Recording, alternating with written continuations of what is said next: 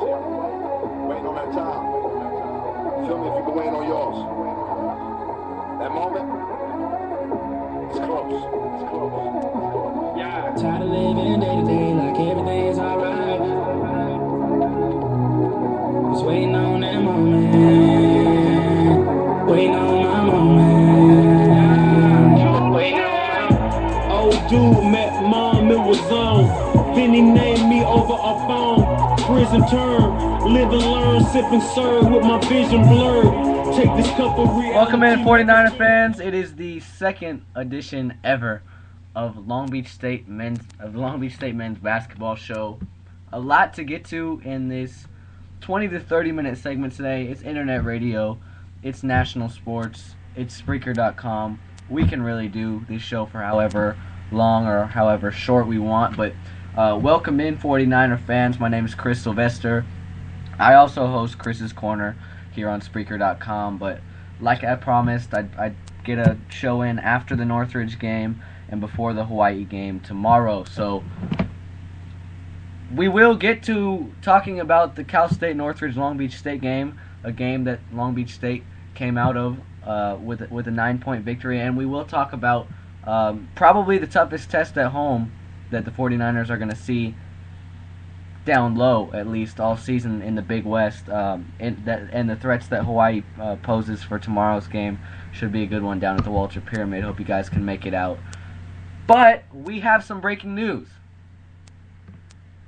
Tyler Lamb announced about 10 days ago that he would be choosing between Long Beach State and San Diego State for his new school. Tyler Lamb, of course, the UCLA transfer. And after UCLA lost their big center Josh Smith last week to Georgetown, Friday evening junior guard Tyler Lamb made his decision and will transfer to Long Beach State. That's right, 49er fans. A UCLA player is once again transferring to Long Beach State. This time it's Tyler Lamb out of Mater Dei High School, former high school teammate of current Long Beach State guard/forward Kiala King. In a statement today on Twitter, Tyler Lamb, the newest 49er, said, "I would like to thank both Long Beach State and San Diego State for riding this whole process out with me. With that being said, I will be a Long Beach State 49er." Music to my ears, music to a lot of other 49er fans' ears, and we are happy to welcome aboard Tyler Lamb. Let's get to know Tyler a little bit better. Tyler, a junior, and we'll get into the eligibility situation in a bit. Out of high school, Tyler was a 2-year varsity basketball letter winner at Mater Dei High School in Santa Ana, California, under head coach Gary McKnight during his junior and senior seasons. Also was a 2-year varsity basketball letter winner at Colony High School before transferring to Mater Dei after his sophomore season. He helped lead Mater Dei to a 32-2 overall record and a Trinity League title at 10-0 in his senior year. In his senior year at Mater Dei, averaged 18.9 points per game, 7 rebounds, 3.5 assists, and 2.7 steals per game. Really a guy that can do it all. Mater Dei did end up losing in the state semifinals 71-63 to the eventual champion Westchester High School. Signed on with UCLA, had a plethora of big-time offers, chose to stay close to home and hit up Westwood and attend UCLA. As a freshman in 2010 and 2011 at UCLA, he played in all 34 games for the Bruins, making 2 starts as a freshman, averaging 2.6 points per game, a rebound, an assist per game, and about half a steal per game, while shooting 32.7% from the field and 20.5% from the 3-point average from the 3-point line. Averaged 12.2 minutes per game, scored 7 points in a high in the Pac-10 tournament, back when it was the Pac-10, to Oregon on March 10th, 2011. Decent to say the best about his freshman year at UCLA, but really picked it up last year. Played in all 33 games for the Bruins last year, making 32 starts, averaged 9 points a game, 3.6 rebounds a game, and 2.8 assists per game, also registered 31.4 minutes per game. So this guy can play a lot. One of the 3 Bruins, along with Lazarick Jones and Norman Powell, to have played in all 33 games. Scored in double figures 12 times last year and had a career-high 26 points at Cal on December 31st, 2011 on a 10 of 15 shooting performance and making 5 of 6 3-point shots. Also had a nice game at home against Washington State, had 16 points and 5 assists in the win over the Wildcats, and he led UCLA scoring with 18 points at St. John's last season as well. A little bit of injury history with Tyler Lamb. He did have surgery, arthroscopic surgery, earlier this year on his knee. Missed about 6 weeks, then later announced he would transfer from the UCLA program and enroll at a school nearby for the second semester. Like I said, music to my ears, music to a lot of 49er fans' ears. Tyler Lamb is a Long Beach State 49er. It also is a little bit bittersweet that he picked Long Beach State over San Diego State. You know, just considering that San Diego State has been, let's face it, a better program over the last 5 or 6 years, but certainly Long Beach State on the way up, and I'm sure Lamb could see that, you know, who knows what's going to happen with San Diego State's program. You know, of course they're going to still be good. Of course they're still going to contend in whatever conference they come into. Right now, it's still really up in the air whether or not San Diego State is going to come into the Big West this next basketball season, effective July 1st, 2013. We're not really sure right now. That's really up in the air whether they'll stay in the Mountain West or come over to the Big West. Obviously, we would prefer that they would come over to the Big West, but you know, if not, we keep moving forward, and you know, Long Beach State hopes to dominate the conference for years to come if San Diego State doesn't join. But like I said, it came down to San Diego State and Long Beach State, and really bittersweet to see Tyler Lamb reunited with Keala King and part of the 49er family now. So certainly we want to welcome Tyler Lamb aboard. If you guys remember, last season we had 3 mid-season transfers. We had Edgar Garibay, Keala King, and Tony Freeland. They all did not become eligible until December. I can understand that with Keala King, considering he played the whole non-conference schedule with the Sun Devils last season, was their leading scorer. You know, you can understand where you have, you know, the NCAA can put that against you. That's fine. But Tony Freeland didn't play all but 1 game last season, and he did not become eligible until King did, and that was the first game they played against Pacific. Garibay got the nod a game sooner against UCLA at UCLA. But with that being said, you know, obviously we hope. Okay, Tyler Lamb is a junior right now. He played in 1 game against Indiana State earlier this season. Played about 14 minutes. Went out with that injury. Then decided to leave the Bruins program. With that being said, let's hope we don't have another situation like this year where we, you know, wait and excruciating, you know, in excruciating pain. Obviously, you know, it's just 1 guy this time. It's not 3 guys, but we'd hope that the NCAA finally does something right for Long Beach State, and we hope that, you know, Tyler Lamb will be eligible, get his 2 years. I think he will. He probably apply for a medical redshirt for this junior season. I believe, I'm not 100% sure, but he might pay his way through the first semester here at Long Beach State. I'm not sure of that. You know, this was just announced about an hour and a half ago. I'm sure details will come out in a few days, whether or not, you know, I'm sure there'll be an official release from the team or the school or something like that, and we'll get more details on Mr. Lamb attending Long Beach State now. But what I've heard is that he will pay his way through the first semester at Long Beach State. 2 guys from the basketball team, that'll be Ennis and Papa George, will graduate after the season, and then we can give one of those scholarships to Lamb. and we'll see what Munson and his coaching staff decides to do with that other scholarship. Maybe give it to a walk-on. Maybe give it to that young Smith kid who's a walk-on. I don't know what CDM and the coaching staff is going to do, but assuming that Tyler Lamb pays his way through the first semester or through the second semester this year at Long Beach State, practices with the team next semester. Hopefully, we get a decision from the NCAA before the season, and Lamb doesn't miss any time, because next year is gonna be the year for Long Beach State. Keala King, Tony Freeland, Mike Caffey, Dan Jennings, throw in Tyler Lamb. It's a lot like this year's team. Let's face it. I don't know if you're getting too much of a huge upgrade from Ennis to Lamb.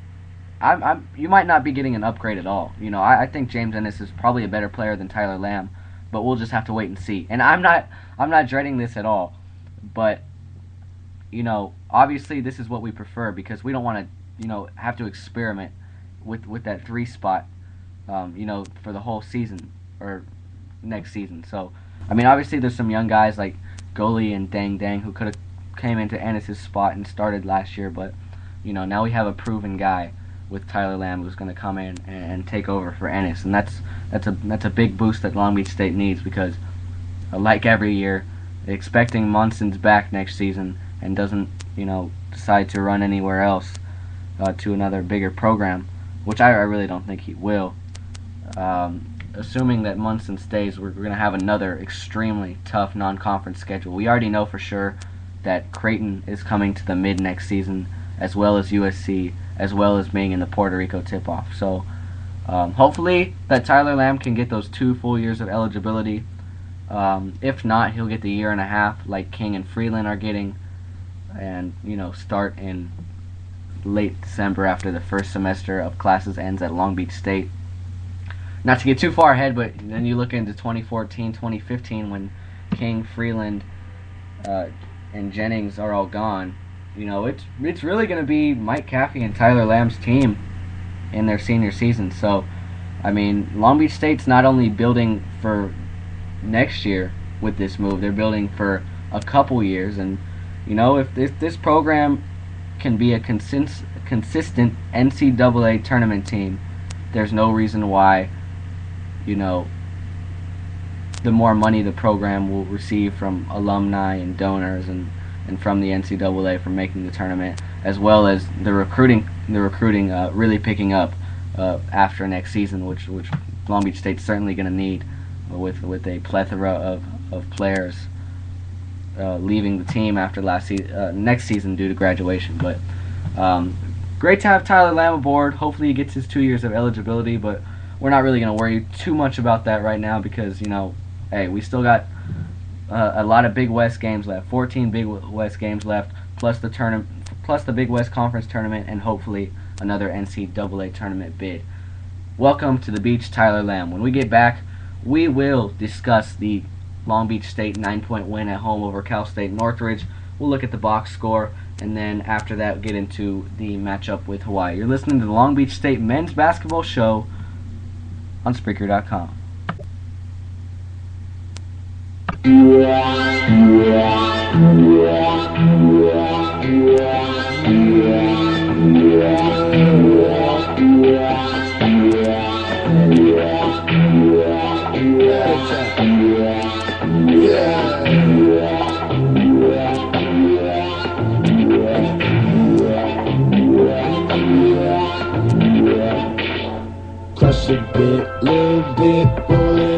Welcome back into the Long Beach State Men's Basketball Radio Show here on Spreaker.com. My name is Chris Sylvester. I am your host. We just got done discussing a good amount of time about new UCLA transfer to the beach, Tyler Lamb, the 6'5" guard/forward, 200-pounder, is transferring from Westwood over to Long Beach State. So certainly a good pickup there. Another mid-season transfer yet again for the 49ers. And, Dan Munson said in a press conference a couple games ago that he would never have mid-season transfers again, but that not the case, as Tyler Lamb is now a part of the 49er family, and we welcome him. In a game that saw 15 lead changes and double-digit deficits, the Long Beach State men's basketball team was able to come out on top, defeating Cal State Northridge 78-69 on Wednesday evening in the Walter Pyramid. With the win, the 49ers improved to 3-1 in the Big West Conference and 7-8 overall on the season, while the Matadors remain a winless in conference after going 9-3 in the non-conference. That puts them at 9-7 now. Matadors really disappointing. You know, we all thought that there would be a team contending. There would be a team contending, a young team contending for a Big West title this season. Had a couple injuries in the starting lineup. Really don't look good right now. The second half saw several lead changes after the 49ers went into the locker room up by 1, as Northridge took control easily of the first 10 minutes to lead 55-48 with 10:29 to play. But Long Beach State, after that, went on a 22-4 run to lead 70-59. It was all but over with 2:24 left to play, highlighted by a monster one-handed dunk. Another dunk from James Ennis. He has at least once a game. But for the second straight game, game ended. Long Beach State 9-point victory. Dang. Let's not forget what Dang did in this game. We'll get to that in a second. But very mature play. I really like that out of the freshman. Had the ball all alone up court. Could have went in for a highlight reel, circus, slam dunk, whatever you want to call it. But decided just to back the ball back out. And Coach Munson gave him some praise for that. When the buzzer sounded and Long Beach State moved to 3-1 in the conference. But how about Dang? Obviously really wasn't too strong from the field. His field goal percentage, wasn't extremely high. He did go 5 for 12 only from the field. 5 for 12 from the three-point arc, 6 for 14 from the field, which is good. It's under 50%, but without those 18 first half points from Dang, I don't know if Long Beach State wins this game. He came off the bench immediately when Munson was furious with Tony Freeland and I believe Mike Caffey as well. It could have been, I think it was Tony Freeland and Mike Caffey who he pulled immediately after Freeland had that one-handed jam and kind of celebrated it a little bit, and the 49ers didn't get back on defense and gave up an easy bucket to the Matadors. And entered Dang and bang. He was on fire in the first half from the three-point line. Also had a nice pump fake, went into the lane and put it in. Obviously, Dang only a freshman. I've been seeing a lot of high praise from this kid before the season, and we've seen what he can do so far on the floor. So certainly, another gold gem that Coach Dan Munson and his staff found out in Utah. Dang didn't even play basketball his senior season in high school, but certainly looks like all the rust is off. As Dang really looking like he will be arguably one of the best scorers in Long Beach State history when his career's over here. Expecting that he stays healthy and just stays on this team. But obviously a good game from Dang. Keala King had a good game. He had 13 points. Ennis had 10, his 19th consecutive game in double-digit scoring. King also led the 49ers in rebounding with 7, but it just seems too much like a theme that this team gives up a lot of long and offensive rebounds. They were out-rebounded by the Matadors, which really shouldn't happen because the 49ers certainly have the size and strength over the boys out of Northridge. LBSU lost the rebounding battle 38-32 to the Matadors, but they did shoot 52% from the field. Northridge, not a team that plays good defense. They gave up 105 points to Cal State Fullerton at home the game before. Fullerton definitely looking like a scary team early on here in Big West play, despite the loss at Hawaii. Basically, it's just a matter of, in this game, it's just, the 49ers, you just get so frustrated because that Long Beach State can beat Northridge by 30. We know that. But until we see it on the floor, we're not going to get to, take a seat and relax. We're just not going to be able to do that with any Big West game until this team learns exactly what Coach Munson said, learns discipline out on the floor. This team has their fun. They're easily the most talented and most athletic team in the conference, hands down. No competition. But, the urgency and sharpness of this team is what's holding it back from being what last year's team was and blowing over pretty much everybody they played night in and night out in Big West play. Mike Caffey is amazing. We know that. Mike Caffey, 14 points against the Matadors. Had a couple of steals. But the one thing about Caffey, he needs to stop turning the ball over so much. We all know that. That's something that point guards had trouble with. Casper Ware had plenty of trouble with that as an underclassman at Long Beach State. But that's the only thing I have on Mike Caffey. Mike Caffey has really come into his own as conference play has started. Tony Freeland didn't really have a strong game against Northridge, but only played 23 minutes. Dan Jennings, I think Dan Jennings needs to be a little bit more aggressive. He's big guy, 6'9", 255, probably the strongest guy in the conference.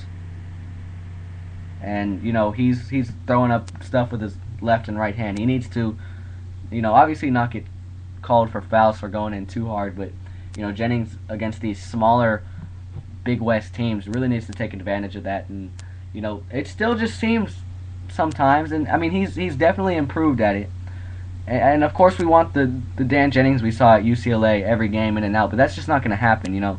Sometimes we'll feed Dan Jennings down low, and he just doesn't look coordinated with the basketball. He kind of just looks lost. I don't know if it's the double teams that opposing teams throw at him or what, but Jennings does have some good moves down low. He has some great moves off the left block. You got to give him credit there, but the free throws are getting better. We went 4 for 5 from the line against Northridge, but if Long Beach State really wants to become the team that we all envision them becoming, we're gonna need Jennings to step it up down low, Caffey to stop turning over the ball, as well as Ennis. Ennis has had some trouble with turnovers lately since we've gotten into conference as well. Keala King just to feel more comfortable out there on the floor, and Tony Freeland, kind of just to limit the turnovers just a little bit as well. And get some strong off-the-bench play from guys like Gully, guys like Papa George, guys like Richardson, guys like Shepard, and, of course, Dang Dang as well. And, you can get that. You're already the best team on paper in the Big West, but now you're the best team that's putting up results, putting up W's in the Big West, in and out. Assuming, just looking at the schedule, we'll look ahead to Hawaii in just a second. But this team, we can tell. This team is getting better and better game in and game out.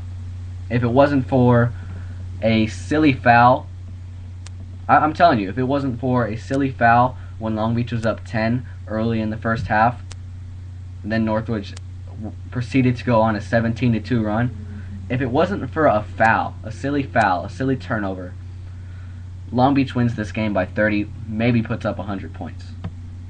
But you let a young team get back into a game early in the game, they think they still have a shot. Long Beach was up 1 going into the halftime. Up 1 going into halftime. Of course Northridge is going to think they have a chance to win the game. You go up into the locker room, up by 17, not so much. A young team like that gives up, you have a chance, like Fullerton did, to blow them out. Long Beach State simply didn't do that. They didn't execute on both sides of the ball when they really needed to. Let Northridge get some easy buckets.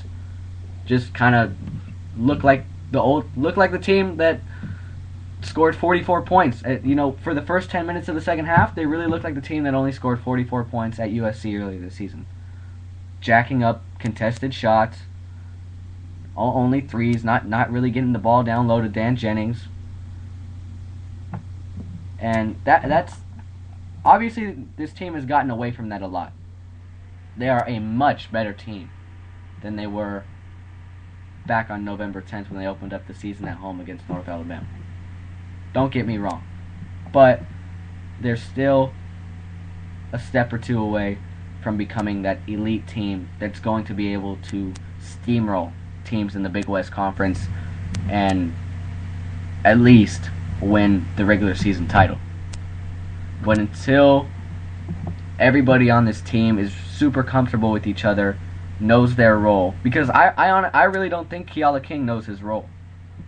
On Arizona, he was the man. On this team, he's probably like the third scoring option. You have Mike Caffey, James Ennis, then Keala King.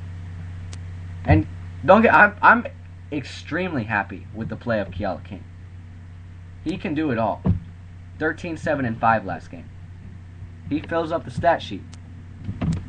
But sometimes I just feel like he has a shot and he'll pass it up because he's not comfortable with his role.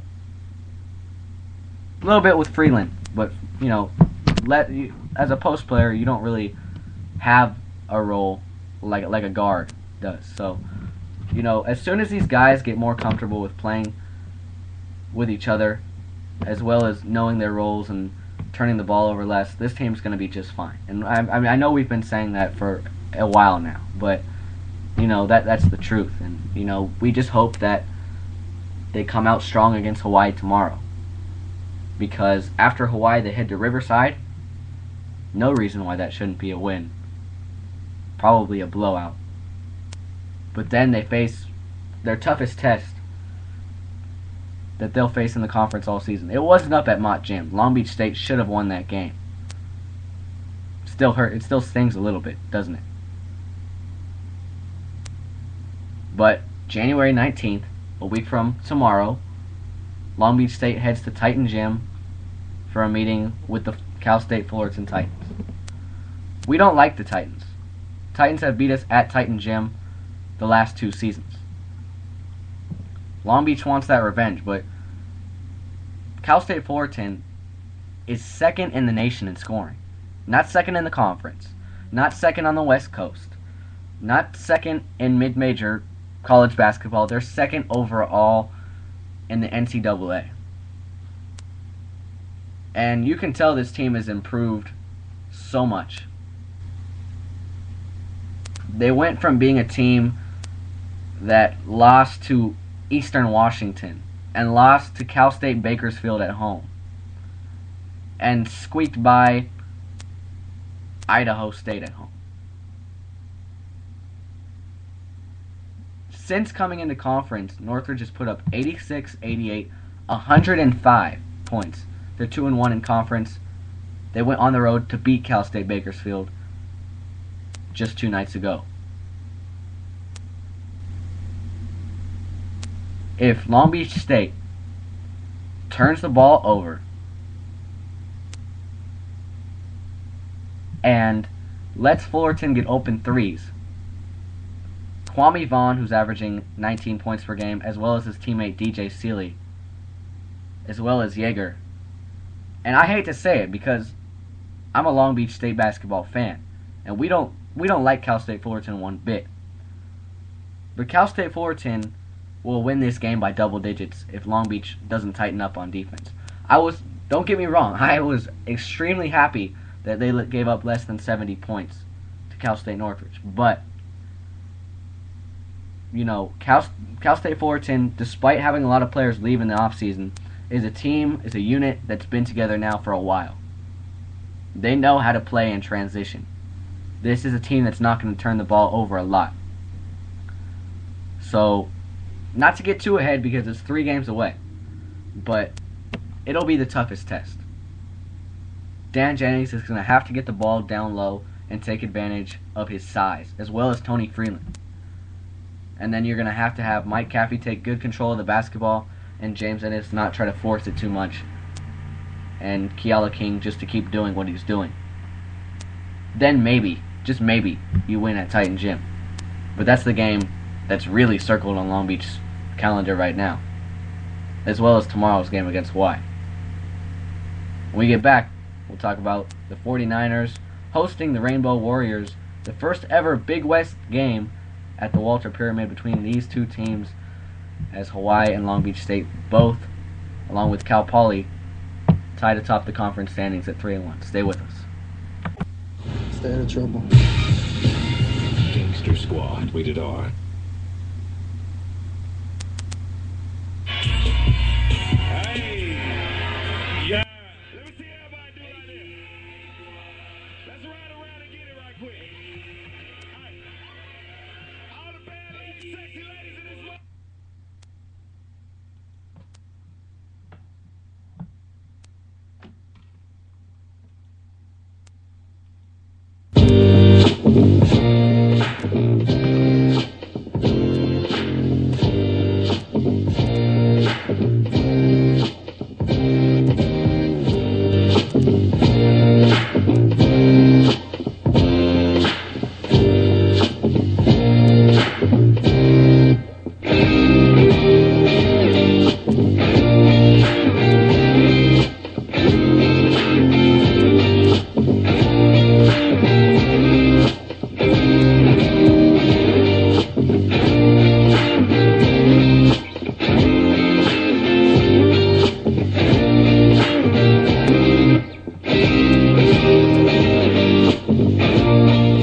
Welcome back, 49er fans, into the Long Beach State men's basketball radio show. My name is Chris Sylvester. I am your host. This is the second episode of the show, so once again, thank you for all tuning in, and I'm really excited to really get this show up there and kind of get it big.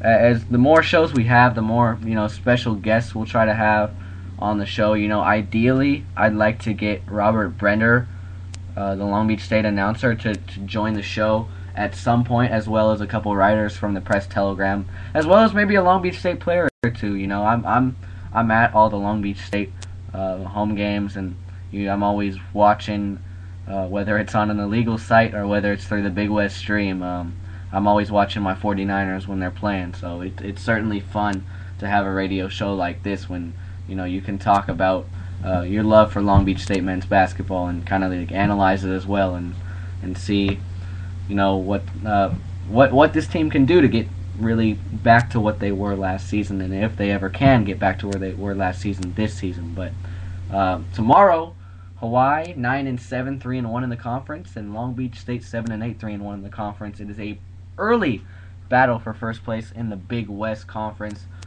Hawaii comes in. Last loss was last game at UCI. 9-7 record and 3-1 in the conference record is really deceiving. I'm not discounting that Hawaii is a very good basketball team. They are a very good basketball team. Stan Hardinger and Vander Joachim, their big man, are absolute monsters. I mean, they can put up as many points as anybody in the conference. They're big guys, and I don't know how to pronounce that last name. Stan Hardinger, I believe that's how you say it, is a Nebraska transfer. He can put up a lot of points, and Vander Joachim was a preseason first-team Big West pick by the media. So, obviously he's going to be a load. It'll be interesting to watch Dan Jennings and Vander Joachim go at it down low.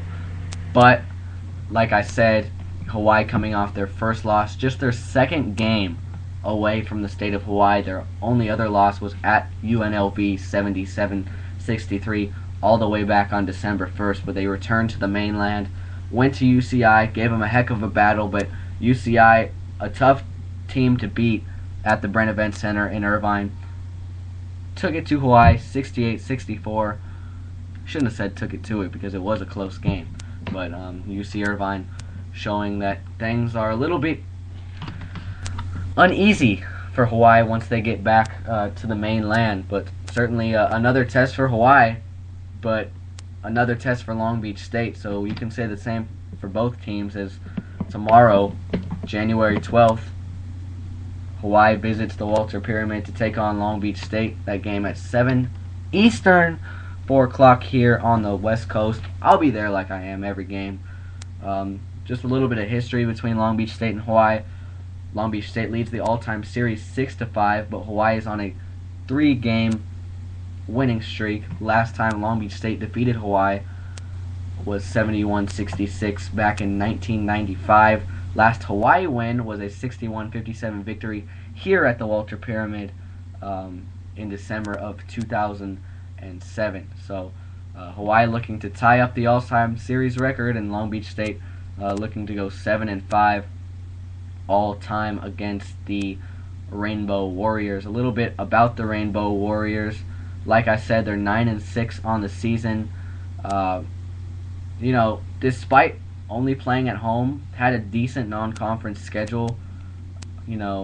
Played Illinois, lost by 1 against Illinois at home on a buzzer beater in overtime. Played Miami tough, lost by 15 in the Diamond Head Classic, and then played a game against Ole Miss that they lost as well by double digits. So, certainly not really any signature wins for this Hawaii team, but they're a team that puts up a lot of points. They score 74 points per game. They defeated Cal State Fullerton on a buzzer beater 90-88. Fullerton's only lost to the conference, so you see that if you want to play low scoring games, they can play low scoring games. But if you want to score a lot of points, they'll score a lot of points with you as well. So Hawaii's going to be a big test for Long Beach State tomorrow.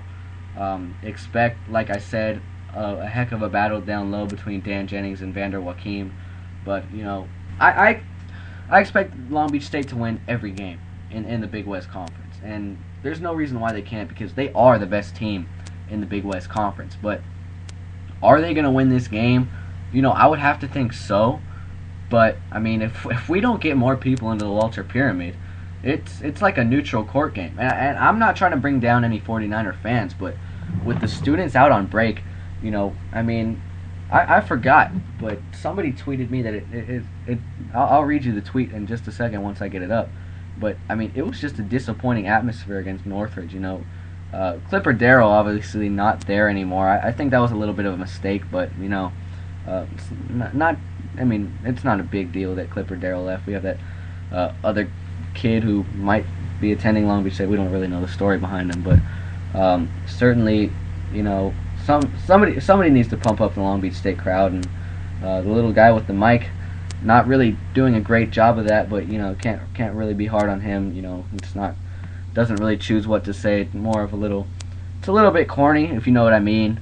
But definitely we need more people in the Walter Pyramid tomorrow, and I think just the name of Hawaii will bring in at least another half a thousand, maybe another 1,000. But we're getting 2,500 per game so far here in the conference, and hopefully we can continue to get more and more out to the Walter Pyramid for this next game against Hawaii, because certainly Long Beach State's going to need it, because this could be another close game. Let me read this tweet to you.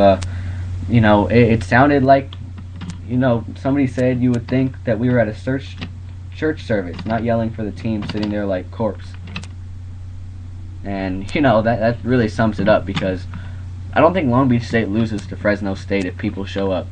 That was an embarrassing attendance game, and really Long Beach State just looked lethargic in the second half, and for 30 minutes of this game against Northridge, Long Beach looked very lethargic, and that's something they can't do against a proven good team like Hawaii. So I do expect Long Beach to win, but it's really going to come down to whether or not the 49ers can not turn the ball over and play defense, because this is a Hawaii team that can shoot well and has a good inside game too. Probably the most complete team besides Long Beach State in the Big West, as far as guard play and forward play. So it's going to be a big test for the 49ers.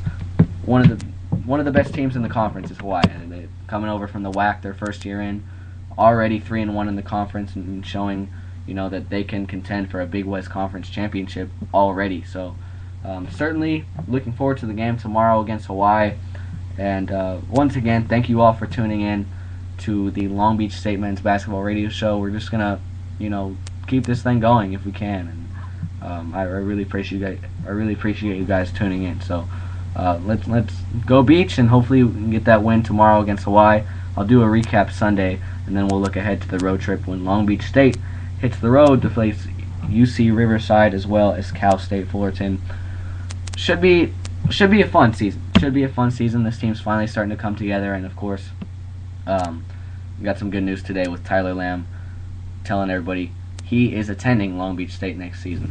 My name is Chris Sylvester, and thank you for listening to the Long Beach State Men's Basketball Show here on Spreaker.com, an affiliate of National Sports. Good evening, everybody.